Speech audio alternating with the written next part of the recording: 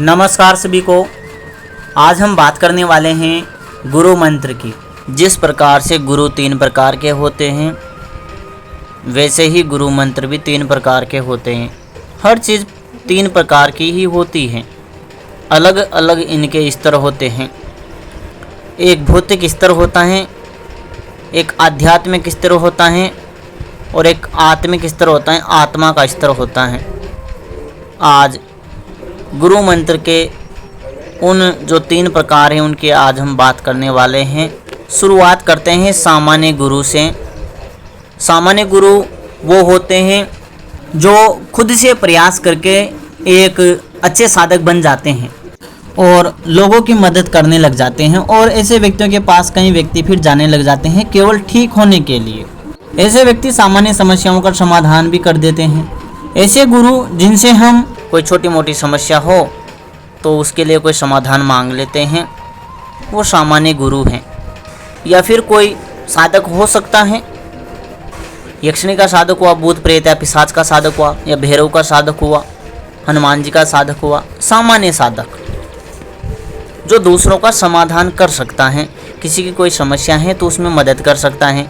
या हीलर वगैरह हो सकता है जो दूसरों का उपचार करता हो, किसी बीमारी को ठीक करने वाला, तो वो हुआ सामान्य गुरु, जिसको मार्गदर्शक हम बोल सकते हैं। जो किसी भी देवी देवता का भक्त हो सकता है, पुजारी हो सकता है, या कोई हीलर वगैरह हो सकता है।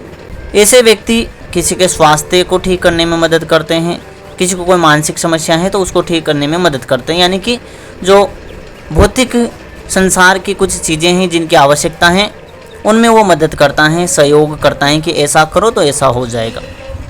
ये सामान्य साधक हैं, या इनको हम गुरु बोल सकते हैं, सामान्य गुरु बोल सकते हैं। इनके गुरु मंत्र अधिकतर होते हैं ओम नमः शिवाय हो सकता है, शिव गुरुवे नमः हो सकता है, या नमः शिवाय गुरुवे हो सकता है, या और भी कई सारे देवी देवताओं से जुड़े हुए गुरु मंत्र हो सकते हैं, या कोई भी माता जी का हो सकता है। किसी भी प्रकार का गुरु मंत्र हो सकता है जो देवी देवताओं से जुड़ा रहता है। ये सामान्य साधक होते हैं जो आपको कुछ ना कुछ जपने के लिए बोल देते हैं कि राम राम का जप किया करो, ये भी उनका गुरु मंत्र हो गया। ये सामान्य साधक हैं। थोड़ी से हम आगे बढ़ते हैं तो फिर आते हैं थोड़े से उच्च स्तरीय साधक। एक सामान्य साधक, एक उच्च स्तरीय साधक जो कई सारी चीज़ें बताने में सक्षम होते हैं। ये साधना वाले गुरु होते हैं, इनको हम साधना वाले गुरु बोल सकते हैं। यानी कि सीधी भाषा में बात की जाए तो ऐसे साधक या ऐसे उच्च साधक या ऐसे गुरु जिनके पास शिष्य किसी समस्या के समाधान के लिए नहीं जाता है, साधना के लिए जाता है कि मुझे भी लोगों को ठीक करना है, मुझे भी लोगों के बारे में जानकारी लेनी है, या मुझे भी जानकारी ब्रह्मांड की जानकारी लेनी है, मुझे भी भूत प्रेतों से बातें करनी है, या मुझे भी आत्माओं को देखना है। यानी कि भौतिक जीवन से हटकर जो आध्यात्मिक जीवन है, सूक्ष्म जगत है, उनकी जो जिज्ञासा उनके भीतर होती है, उनको जानने के लिए ऐसे व्यक्ति गुरुओं के पास जाते हैं। हालांकि अभी ऐसे जो गुरु हैं वहाँ पर समस्याओं को भी लेकर व्यक्ति जाते हैं, क्योंकि ये दोनों काम करते हैं। लेकिन इनका मुख्य कार्य है साधना क्षेत्र में लोगों की मदद करना, क्योंकि जो सामान्य साधक हैं या सामान्य गुरु हैं वो साधना क्षेत्र में किसी की मदद नहीं कर सकते। पहले लेवल हैं उनको हम केवल मार्गदर्शक बोल सकते हैं, और जो सेकंड लेवल वाले हैं उनको हम गुरु बोलते हैं, यानी कि साधना में मदद करते हैं। ये जो गुरु होते हैं वो त्रिदेवों के साधक होते हैं। हनुमान जी के साधक हो गए, या ब्रह्मा विष्णु महेश के साधक हो गए, या फिर 10 महाविद्याओं के साधक हो गए, माता जी के साधक हो गए, जिनकी साधनाएँ किए हुए रहते हैं, तो ये कहलाते हैं गुरु। और इनके जो गुरु मंत्र होते हैं वो किसी देवी देवता से संबंधित गुरु मंत्र नहीं होते हैं। इनके गुरु मंत्र किसी जो व्यक्ति विशेष होता है ना, उनके नाम से इनके गुरु मंत्र होते हैं। जैसे कि नारायण दत्त श्रीमाली जी हो गए, या और भी कई सारे जिनमें व्यक्ति का नाम आता है। हालांकि नारायण तो भगवान नारायण का भी है, तो यहाँ पर डिसाइड नहीं किया जा सकता ये है किसका। ऐसे गुरु मंत्र एक पीढ़ी से दूसरी पीढ़ी की ओर ट्रांसफ़र होते रहते हैं, जब तक उस पीढ़ी में, उस गुरु परंपरा में कोई ऐसा नया गुरु उत्पन्न ना हो जाए जो इतना सक्षम हो कि खुद का ही गुरु मंत्र ना बना ले, तब तक ऐसे गुरु मंत्र लगातार चलते ही रहते हैं, चलते ही रहते हैं। ऐसे गुरु मंत्र तब ही चेंज होते हैं जब कोई बीच में सक्षम शिष्य उस गुरु मंत्र से और ज़्यादा सक्षम बन जाता है कि वो खुद का ही मंत्र निर्माण कर दे। यानी कि मृत्यु के समय या मृत्यु से पहले ही यह संकल्प करके कि मेरी समस्त सिद्धियाँ इस मंत्र के भीतर समाहित हो जाए। इतना सक्षम होने के बाद वो खुद ही अपना गुरु मंत्र बना लेता है। तो कंफर्म नहीं है, लेकिन गुरु मंत्र अधिकतर व्यक्तियों के नाम से हो सकता है।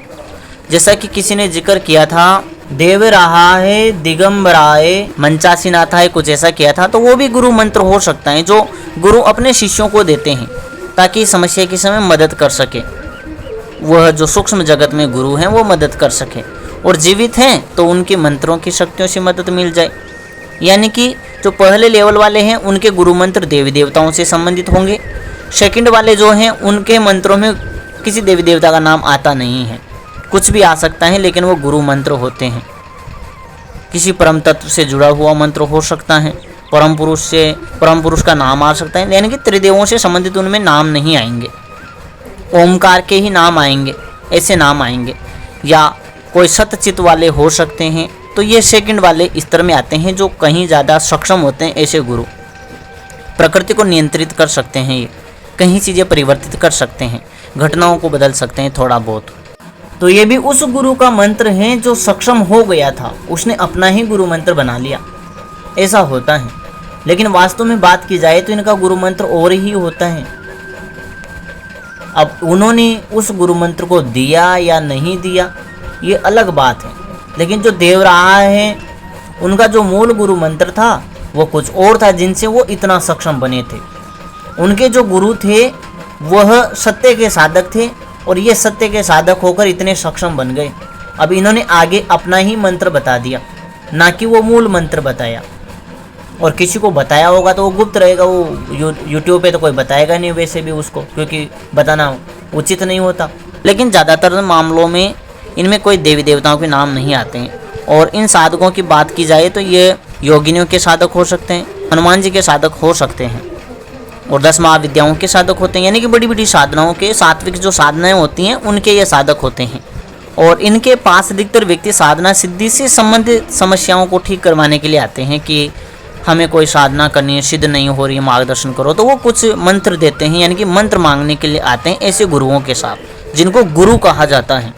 ये है गुरु। गुरु का जो लेवल है यहाँ से स्टार्ट होता है। जो 10 महाविद्याओं में से किसी देवियों को साधक होते हैं, हनुमान जी के होते हैं, या फिर त्रिदेवों के साधक होते हैं, भगवान शिव के साधक होते हैं, तो ये गुरु लेवल में आते हैं। और इनका स्वभाव अच्छा होता है। ये अधिकतर गर्म नहीं होते हैं, किसी मामले से गुस्सा नहीं जाते हैं। हाँ, जो सामान्य गुरु हैं वो गुस्सा हो सकते हैं किसी के ऊपर, क्योंकि उनमें भैरव साधना उनकी होती हैं, यक्षिणी की, भूत प्रेतों की, पिशाचों की साधना होती हैं। लोगों की जानकारी तो देते हैं, लेकिन लोगों को ठीक करने का वो काम करते हैं। और उनके पास अधिकतर व्यक्ति समस्या लेकर ही जाते हैं। हमारी नौकरी नहीं लग रही है, या हमारे लड़के का विवाह नहीं हो रहा है, या इस पर कोई भूत प्रेत चढ़ गया है, तो ऐसी समस्याएं लेकर जाते हैं। और जो सेकंड वाले हैं उनके पास साधक लोग जाते हैं ज़्यादातर। अभी वर्तमान में तो सभी जाते हैं, बीमारियों वाले भी जाते हैं, साधक वाले भी जाते हैं, सब जाते हैं। तो वो फिर और साधनाएं भी कर लेते हैं।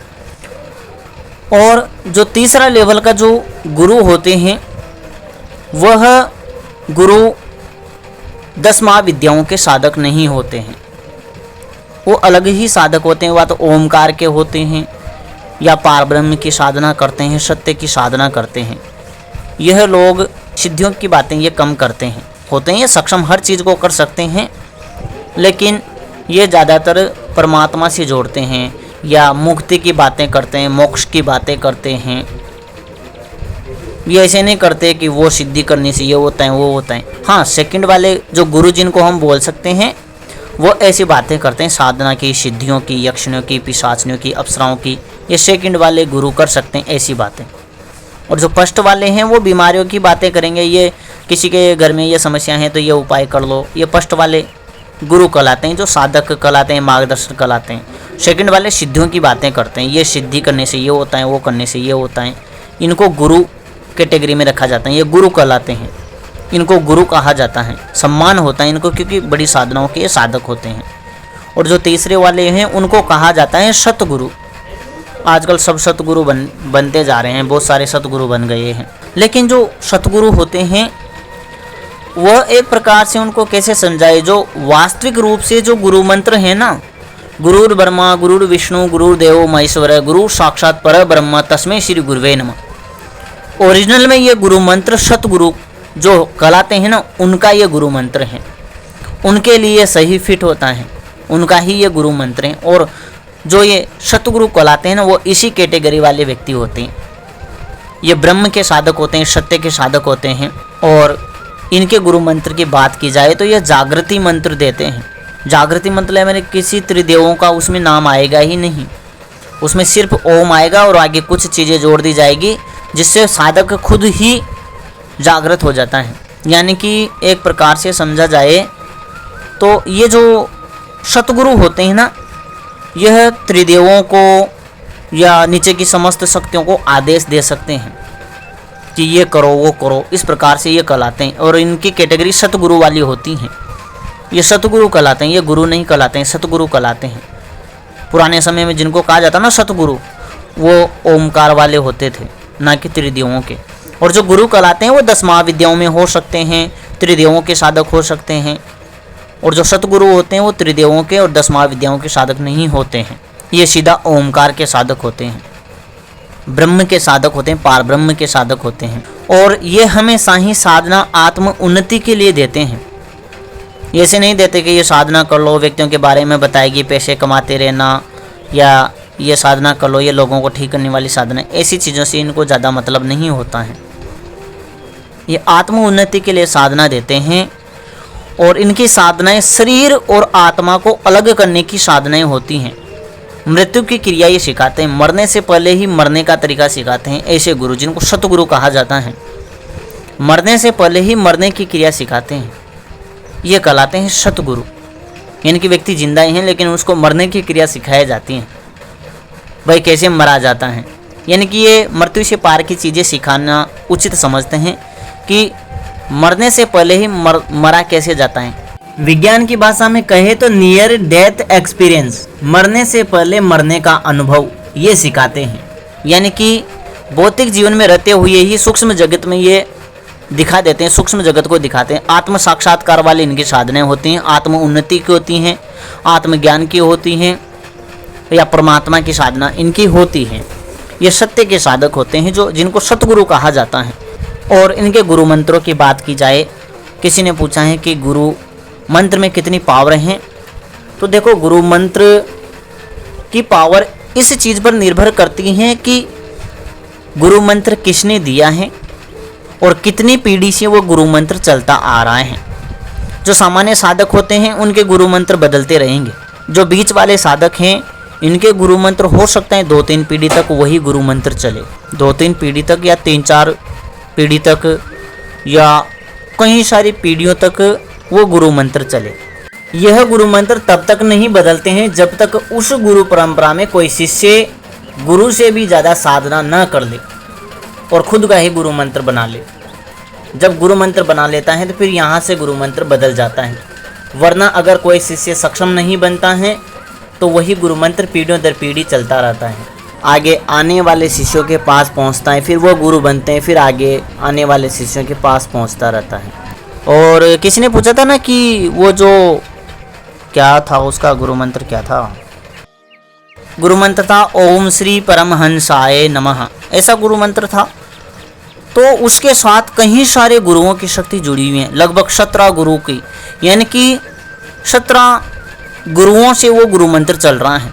यानी कि उससे पहले कई सारे गुरु रह चुके हैं, उनके पास भी वही गुरु मंत्र था, उनको आगे ट्रांसफ़र होता हुआ वो लगभग 17 गुरु, ये 17वें गुरु रहे होंगे जहाँ तक ये पहुँचा है। ये ऐसे गुरु मंत्र होते हैं, ये परंपरा गुरु मंत्र चलते हैं। जो फर्स्ट वाले होते हैं ना उनके गुरु मंत्र बदलते रहते हैं, किसी का ओम नमः शिवाय हो गया, किसी का ओम नमः शिवाय ओम हो गया, किसी का कुछ और हो गया, शिव गुरुवे नमः हो गया, या किसी का नमः शिवाय गुरुवे हो गया। ये बदलते रहते हैं। फर्स्ट वाले जो साधक होते हैं, मार्गदर्शन होते हैं, उनके गुरु मंत्र बदलते रहते हैं। एक पीढ़ी तो क्या, एक ही पीढ़ी के अलग अलग गुरु मंत्र हो सकते हैं। जो सेकंड वाले हैं जिनको गुरु कहा जाता है, जो 10 महाविद्याओं के साधक होते हैं या त्रिदेवों के साधक होते हैं, उनके गुरु मंत्र लगभग 10-10, 15-15 पीढ़ियों तक वही गुरु मंत्र चलता रहता है उनमें। और ऐसे गुरु मंत्रों में बहुत ज़्यादा पावर होती है। जितनी पीढ़ियों में जितने गुरु रहे हैं ना, अगर उन्होंने संकल्प ले लिया कि हमारी मृत्यु के बाद ये हमारे पास जितनी सिद्धियाँ हैं वह इस गुरु मंत्र में समाहित हो जाए, तो उस मंत्र को जो भी जपेगा ना उसके पास वो सारी सिद्धियाँ ऑटोमेटिक आने लग जाएगी। जैसे कि वो मंचासीन आता है, बताया था किसी ने, उसमें भी ऐसा ही है। वो गुरु मंत्र ऐसे होते हैं जिनमें कुछ गुरु छोड़ जाते हैं सिद्धियाँ मरने से पूर्व। जैसे कि परम तत्वाय नारायण वाला, उसमें भी ऐसे ही सिद्धियाँ समाहित हैं कि जो भी योग्य हो जाएगा इस गुरु मंत्र को करेगा, और जो योग्य होगा उसको ऑटोमेटिक वो सिद्धि ट्रांसफ़र हो जाएगी ऑटोमेटिक। ये गुरु मंत्र ऐसे ही होते हैं। अब बात करते हैं इनमें क्षमताएँ कितनी होती हैं। क्षमताएँ इस पर निर्भर करती हैं कि वो गुरु मंत्र कितनी परंपराओं से चलता हुआ आ रहा है, और जितनी परंपराओं से चलता आ रहा है उस गुरु परंपरा में कितने गुरुओं के पास कौन सी सिद्धि थी, कौन सी शक्ति थी। वह सिद्धि और वह शक्ति उस गुरु मंत्र से ऑटोमेटिक ही मिल जाएगी अगर उसका जप किया जाए तो। और अगर आपको ऐसी सिद्धि चाह रहे हैं गुरु मंत्र से जो उस गुरु परंपरा में किसी भी गुरु के पास नहीं थी, तो वो सिद्धि आपको नहीं मिलेगी भले कितना ही मंत्र जप करो। ऐसा सिद्धांत है। और थी तो निश्चित रूप से वो सिद्धि आपको ऑटोमेटिक ही मिल जाएगी अगर उस गुरु परंपरा में किसी के पास थी तो। और वो कब मिलती हैं? जब साधक उसके अनुकूल हो, उसके लायक हो, उसके बराबर उसके भीतर क्षमता हो। क्षमता के अनुसार गुरु मंत्रों से शक्तियाँ मिलती हैं। एक ही गुरु मंत्र को 100 व्यक्ति जप कर रहे हैं तो 100 व्यक्तियों के पास अलग अलग सिद्धियाँ आ सकती हैं। कहीं व्यक्तियों के पास त्रिकाल की सिद्धियाँ आ सकती हैं, किसी के पास 2 काल की सिद्धियाँ आती हैं, किसी के पास वर्तमान जानने की सिद्धि आती है, किसी के पास पास्ट को जानने की सिद्धि है, और किसी के पास पूर्व जन्म को जानने की सिद्धि आती है, और किसी को 7 पीढ़ियों के पीछे की जानकारी निकालने की सिद्धि आती है। गुरु मंत्र तो एक ही है, अलग अलग कैसे हैं ये निर्भर करता है साधक कितना सक्षम है, उसके अनुसार सिद्धियाँ गुरु मंत्र से प्राप्त होती हैं। अब बात करते हैं तीसरे गुरु मंत्र की। जो सेकंड वाले गुरु मंत्र हैं वो लगभग 10-10, 15-15 गुरुओं तक वो पहुंच सकता है, यानी कि 15-15 गुरुओं का वो गुरु मंत्र हो सकता है, जो 15 पीढ़ियों से वही चलता आ रहा है। और जो सामान्य साधक होते हैं उनकी तो बात नहीं करते हैं, हम उनको साइड में ही रखते हैं क्योंकि उनके गुरु मंत्र बदलते रहते हैं। जैसे हमने सामान्य रूप से जब शुरुआत में साधना की थी तो गुरु मंत्र ओम नमः शिवाय था, बाद में किया तो बाद में परिवर्तित होता गया। यानी कि ये परिवर्तित होते रहते हैं जो सामान्य साधकों को दिए जाते हैं, सामान्य रूप से दिए जाते हैं। कोई शुरू से स्टार्ट हो रहा है तो उसको बड़ा गुरु मंत्र नहीं दिया जाता है। गुरु अगर सक्षम है, बड़ा है, तो वो दे सकता है कि इसको ऐसे जपना है। लेकिन जो सामान्य यूट्यूब पर जो भी मिलेंगे वो अधिकतर सामान्य मंत्र देंगे कि गुरु मंत्र कर लो, ओम नमः शिवाय कर लो, ओम नमः शिवाय ओम कर लो, शिव गुरुवे नमः कर लो, या नमः शिवाय गुरुवे कर लो। ऐसा हो सकता है जिनसे साधक का नुकसान भी नहीं होता है तो सिद्धियां भी नहीं मिलती हैं।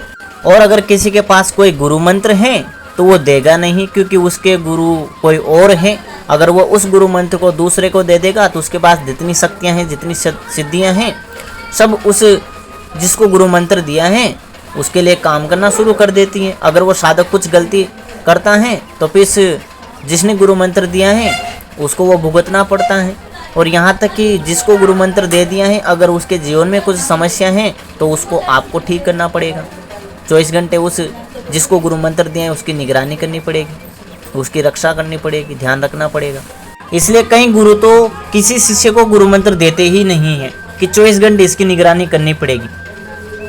मतलब गुरु मंत्र देने का मतलब है कि वो आपका पुत्र हो गया या पुत्री हो गई, अब उसका 24 घंटे ख्याल रखना पड़ेगा। उसके जीवन में कोई भी समस्या आई तो आपको भले ही कभी भी कॉल आए, 24 घंटे आपको फ़ोन उठाकर उसकी समस्या का समाधान करना पड़ेगा। गुरु मंत्र देने का मतलब है अपनी नींद को खराब करना। 24 घंटे कुत्ते की तरह सोना। कुत्ते को देखा है कैसे सोता है, अगर आसपास कोई चुपके भी आए तो उससे भी नींद खुल जाती है। इस प्रकार से एक गुरु को सोना पड़ता है। हालांकि कहीं गुरु इस समस्या से बचने के लिए ब्रह्मांड भेदन की सिद्धि किए हुए रहते हैं, जिससे वो सोए हुए रहते हैं। लेकिन कोई शिष्य याद करता है तो कोई दूसरा ही शरीर प्रत्यक्ष होकर उसके सामने चला जाता है और मदद करके वापस आ जाता है। लेकिन जो इस सिद्धि को नहीं किए हुए रहते हैं उन गुरुओं को कुत्तों की तरह सोना पड़ता है। हर समय अपने सूक्ष्म शरीर को जगा कर रखना पड़ता है किसी शिष्य को गुरु मंत्र देता है। इसलिए कहीं गुरु तो शिष्य बनाना पसंद ही नहीं करते या शिष्य बनाते ही नहीं हैं। भले ही साधना करवा देंगे, सिद्धि करवा देंगे, लेकिन गुरु मंत्र देते ही नहीं है कहीं तो। अगर देंगे तो जो मूल गुरु मंत्र हैं उसको नहीं देंगे, कोई दूसरा ही गुरु मंत्र दे देंगे कि इसको करते रहो। तो कहीं गुरु बनना पसंद नहीं करते, शिष्य बनाना पसंद नहीं करते। इन सारे पचड़ों से बचने के लिए गुरु कोई छोटी मोटी उपाधि नहीं है कि गुरु बन गया। आजकल पता नहीं कितने गुरु बन रहे हैं। गुरु बनने का मतलब है 24 घंटे किसी की निगरानी करना, किसी की अमानत आपके पास है उसकी रक्षा करना 24 घंटे। ये होता है गुरु बनना। और ऐसे में वर्तमान में कोई भी इस प्रकार का गुरु बनना पसंद नहीं करेगा या शिष्य बनाना पसंद नहीं करेगा। कोई गुरु किसी को शिष्य बनाता है तो पूरे मन से बनाता है। ऐसे में शिष्य का भी धर्म बनता है या कर्तव्य है कि वह या तो गुरु बनाए ही नहीं, और बनाए तो फिर सोच समझकर अच्छे से छानबीन कर ही गुरु चुने या गुरु बनाए। क्योंकि गुरु को ही सर्वोपरि बताया गया है, उसकी निंदा फिर नहीं की जा सकती। गुरु को आपको त्यागना है तो त्याग सकते हैं, लेकिन निंदा नहीं कर सकते गुरु की कि वो गुरु तो ऐसा है वैसा है, मैंने तो उसको अच्छा गुरु मानकर उसको गुरु बनाया था। नहीं कर सकते। इसलिए अच्छे से परखो, अच्छे से जानो। जब अंतरात्मा अंदर से ये जवाब देने लग जाए कि इसी को हमें तो गुरु बनाना है, तब ही गुरु बनाए। हालांकि पहली बात तो कोई गुरु शिष्य बनाना पसंद ही नहीं करता, और अगर बना लिया है तो सौभाग्य है ऐसे शिष्य का। और गुरु भी शिष्य को ऐसे ही परखता है। अगर शिष्य योग्य हैं, सक्षम हैं, समर्पित हैं, तब ही गुरु किसी को शिष्य रूप में धारण करता है। अन्यथा कोई गुरु किसी को शिष्य बनाता ही नहीं है। जो उच्च स्तरीय जो गुरु होता है उनकी हम बात कर रहे हैं। गुरु छोटी मोटी उपाधि नहीं है, और शिष्य बनना भी कोई सामान्य बात नहीं है। शिष्य बने तो गुरु की छानबीन करे। किसी का मार्गदर्शक बनना आसान है, लेकिन किसी का गुरु बनना इतना आसान नहीं है, इतना सहज नहीं है। हालांकि वर्तमान में कहीं सारे शिष्य बनाते रहते हैं, और जब शिष्य फ़ोन करे तो शिष्य का फ़ोन उठाया ही नहीं जाता है, भले वो इमरजेंसी में फंसा हुआ बेचारा। ऐसे गुरुओं की बात अलग है। हम यहाँ पर बात कर रहे हैं सच्चे गुरु की, अच्छे गुरु की, सक्षम गुरु की, जिनका हमेशा सम्मान किया जाना चाहिए। ऐसे गुरुओं की कभी भी आलोचना नहीं करनी चाहिए। ये शिष्य का ही नहीं, प्रत्येक व्यक्ति का धर्म है, और कभी भी गुरुओं का अपमान नहीं करना चाहिए। गुरुओं का हमेशा सम्मान करना चाहिए। कहा भी गया है ना कि माता पिता और गुरु, इनका हमेशा सम्मान करो। दूसरे का आप करो या मत करो, लेकिन माता पिता और गुरु का हमेशा सम्मान करना चाहिए। खैर, हम बात कर रहे थे गुरु की, गुरु मंत्र की और गुरु मंत्र के प्रकार की। अब हम बात कर रहे हैं दूसरे नंबर के गुरुओं की, जिनको गुरु कहा जाता है। मार्गदर्शक नहीं कहा जाता, गुरु कहा जाता है। उनकी अब हम बात करेंगे। उनको गुरु कहते हैं जो 10 महाविद्याओं के साधक होते हैं, त्रिदेवों के साधक होते हैं। उन गुरु मंत्रों को जप करने से व्यक्ति के पास या साधक के पास सिद्धियाँ आती हैं। कहीं सारी सिद्धियाँ आ सकती हैं, चमत्कार दिखाने वाली सिद्धियाँ आ सकती हैं। सेकंड वाले जिनको गुरु कहते हैं, और उनके गुरु मंत्रों को जप करने से उस गुरु परंपरा में जितने भी गुरु रहे हैं उनके पास जो जो सिद्धियां थी, उसके लेवल के अनुसार अगर आपकी योग्यता हो गई है, वो सिद्धि आपके पास ऑटोमेटिक ही आ जाएगी, क्योंकि वो संकल्प के आधार पर चलती हैं। गुरु ऐसा संकल्प कर देता है जाने से पूर्व कि जो भी मेरे इस गुरु मंत्र को जप करेगा वो योग्य होते ही उसको ये सिद्धियां मिल जाएगी। ऐसा गुरु संकल्प करता है मरने से पूर्व। और फिर आते हैं तीसरे लेवल के गुरु, जिनको सतगुरु कहा जाता है। अंतिम लेवल यही है, सतगुरु वाले। यह मोक्ष की राह दिखाते हैं, ब्रह्म और सत्य के साधक होते हैं, जिनके पास ये सिद्धियां करते नहीं हैं, लेकिन सिद्धियां इनके सारी बातें मानते हैं। किसी भी सिद्धि को कहीं से भी बुला सकते हैं। ये उच्च साधक होते हैं। इनको साधक बोला ही नहीं जा सकता, सतगुरु इनको बोला जाता है। ये साधकों को भी किसी देवी देवते के मंत्र नहीं देते हैं, ये जागृति मंत्र देते हैं जो मोक्ष वाले होते हैं। ये किसी भी देवी देवताओं को तो बस नाम लेकर पता नहीं क्या बोलते हैं और वैसे ही उनको बुला लेते हैं। कुछ ही मंत्रों से बुला लेते हैं। और ऐसे जो आपने देखे होंगे अधिकतर जो साबर मंत्र चलते हैं वो इन्हीं के बीच चलते हैं, और साबर मंत्र ज़्यादातर, क्योंकि इनके पास मूल जो गुरु का मंत्र होता है वो तो सत्य का मंत्र होता है, ब्रह्म का मंत्र होता है या पार ब्रह्म का मंत्र होता है। तो उनके पास तो जागृति मंत्र हैं, इसलिए वो किसी भी देवी देवता को कुछ भी मुंह से कोई भी शब्द बोलेगा कि फलां देवी आओ, नहीं आओ तो ये वो ये, तो मतलब जैसे ही बोलेंगे खुद ये जागृत हैं, इनके पास जागृति गुरु मंत्र हैं, तो उन देवी देवताओं को आना पड़ता है, या देवी देवताओं की जो निचली शक्तियाँ होती हैं उनको आना पड़ता है। ये साबर मंत्र भी उसी परंपरा में ज़्यादा चलते थे, जो किसी ओम नमः शिवाय इस तरह से वो करते नहीं थे, क्योंकि वो जागृति मंत्र हैं, उनकी वाणी ही सिद्ध है, तो वो जो बोलेंगे वही सिद्ध हो गया। ये बर्बर मंत्र होते हैं, साबर मंत्र जिनकी बात की जाती है, क्योंकि इनका जो गुरु मंत्र होता है थोड़ा उच्च लेवल का होता है, इसलिए जो शब्दों से मुंह निकाल दिया वही सत्य हो जाता है। इसलिए साबर मंत्र उसी परंपरा से शुरू हुए थे। और इनका जो गुरु मंत्र होता है वह किसी पीढ़ियों से नहीं चलते, बहुत ही ज़्यादा पीढ़ियों से चलते हैं।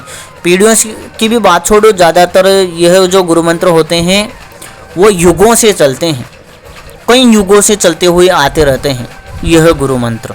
इनके गुरुओं का कुछ पता ही नहीं रहता इसमें कितने गुरु जुड़े हुए हैं, और ऐसे गुरु बहुत ही ज़्यादा सक्षम होते हैं। ये जीते जी अपने शरीर से निकल सकते हैं, शरीर को बदल सकते हैं, प्रकाया प्रवेश कर सकते हैं, एक ही जगह बैठे बैठे 10 जगह जा सकते हैं, 1 सेकंड में कहीं पर भी जा सकते हैं। ये सतगुरु वाली कैटेगरी है, ये सतगुरु की शक्तियाँ हैं। ऐसे व्यक्तियों में बहुत ही ज़्यादा शक्ति होती है और आत्म उन्नति के लिए प्रयास करते हैं। सिद्धियों में ज़्यादा विश्वास नहीं करते हैं, लेकिन ये कभी कभी दिखावे पर आ जाते हैं, इसलिए इन सिद्धियों का उपयोग करते हैं। दिखावे के लिए नहीं करते हैं, लेकिन कभी कभी ज़रूरत पड़ती है तो ऐसा लगता है कि जैसे दिखावा कर रहा हो, लेकिन ऐसे व्यक्तियों को पहचानना भी आसान नहीं है। ये ग्रामीण भी हो सकते हैं, पता नहीं फटे टूटे कपड़े पहने रख सकते हैं, इतने हाई फाई भी नहीं रहते कि गुरु लगे दूर से, ये जागृति मंत्र देते हैं। और ऐसे जो सतगुरु होते हैं इनको पहले से पता होता है कब इनकी मृत्यु होने वाली है, और मृत्यु से पहले ही ये अपने साधकों के पास बिना मोबाइल के ही संदेश भेज देते हैं कि सभी आ जाओ इस जगह पर। और जो इनको लास्ट में कुछ देना होता है, क्योंकि कुछ सिद्धियां ऐसी होती हैं जिनको गुरु मंत्र में समाहित नहीं किया जाता है, वो एक प्रकार से सिद्धियों को क्या बोले, सिद्धियां एक प्रकार से ऐसा हैं कि आप सिद्धियों के पिता हैं और सिद्धियां आपकी पुत्रियां हैं या पुत्र हैं, और जब यहाँ से आप चले जाएंगे तो वो अनाथ हो जाएगी, इसलिए उनको कोई नाथ दिया जाता है। और यहाँ देखो एक नाम ये भी निकल कर रहा है, नाथ पंथ चलता है ना, वो नाथ पंथ यही हो सकता है शायद, क्योंकि जब गुरु यहाँ से चला जाता है और उसके पास बहुत सारी सिद्धियाँ हैं, तो वो जो उनके साथ जो सिद्धियाँ थी ना वो अनाथ हो जाती हैं, इसलिए उनको नाथ सौंपा जाता है, उन सिद्धियों को पिता सौंपा जाता है। यानी कि गुरु जब अंतिम समय में होता है कि सभी आ जाओ, तो वो अपने शिष्य को देखते हैं कि इनमें से कौन अच्छा शिष्य हैं, कौन सही से इन सिद्धियों का उपयोग कर पाएगा, दुरुपयोग नहीं कर पाएगा। वो फिर उन साधकों को उन बीच में से खड़ा करके फिर बोलता है कि मैं अपनी समस्त सिद्धियां इस व्यक्ति को ट्रांसफ़र करता हूं, जिनको गुरु पर, यानी कि जो गुरु पर समर्पित हैं या गुरु को जिस शिष्य पर विश्वास है उसको वो सिद्धियां ट्रांसफ़र कर जाते हैं, और अपने ब्रह्म मंडल को फोड़ कर यानी अपने कपाल से वो बाहर निकल जाते हैं और उनकी मृत्यु हो जाती है। मृत्यु ही कहा जाता है, वैसे तो वे हर समय निकल सकते हैं शरीर से बाहर, लेकिन वो अंतिम विदाई होती है तो फिर सिर फोड़ कर निकलते हैं, वरना वो नाभि चक्र से भी कई बार निकल जाते हैं। और ऐसे जो शतगुरु टाइप के गुरु हैं उनके लिए भगवत गीता में कहा गया है कि एक योगी एक अपनी मृत्यु का स्थान और समय निर्धारित कर सकता है, इनको कहा जाता है सतगुरु। तो आज हमने वही जानकारी देने का प्रयास किया है, आशा करता हूँ आपके समझ में आया होगा। फिर भी कुछ रह जाता है तो आप हमें ज़रूर बताएं। नमः शिवाय, नमः श्री काली के।